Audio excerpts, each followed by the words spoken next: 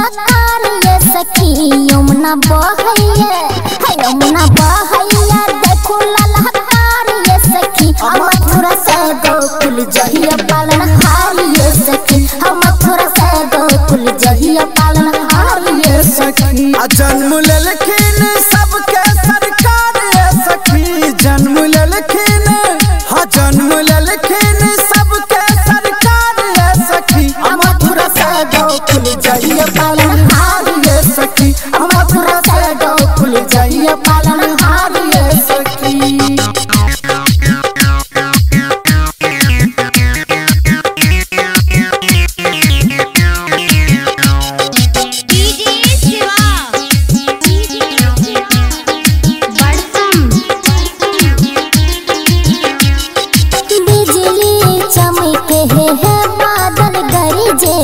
सावरी सूरतिया देखे मनवा मोर तरसे सावरी सूरतिया देखे मनवा मोर तरसे।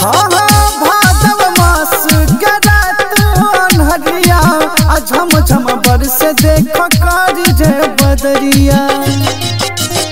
सूरज जेना चमके प्रभु के लीलार ये सखी सूरज जेना सूरज जेना चमके प्रभु के लीलार ये सखी मथुरा से गोकुल जहिया पालनहार ये सखी मथुरा से गोकुल जहिया पालनहार ये सखी।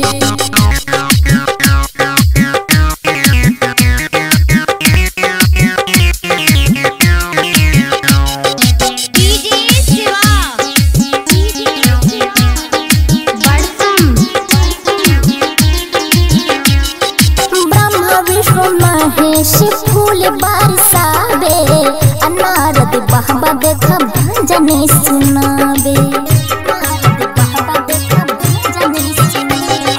बाबा मुँह भर आवे यमुना के पनिया यमुना मैया छुअल चाहे प्रभु के चरनिया।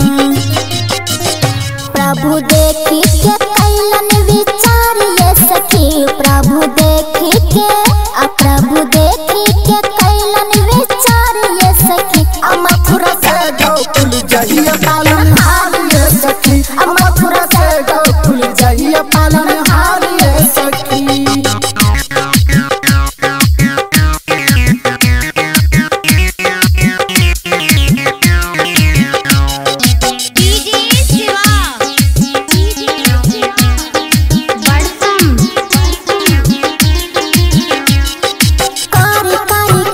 लागे कारी बदरिया मोहन मूरतिया सोहटे ना नजरिया।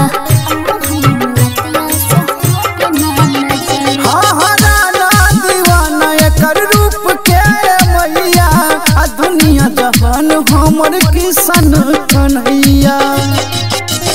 सब प्राणी के छत्र कर ये सखी सब प्राणी के सब प्राणी के छत्र कर ये सखी मथुरा से गोकुल जहिया पालनहार ये सखी मथुरा से गोकुल जहिया पालन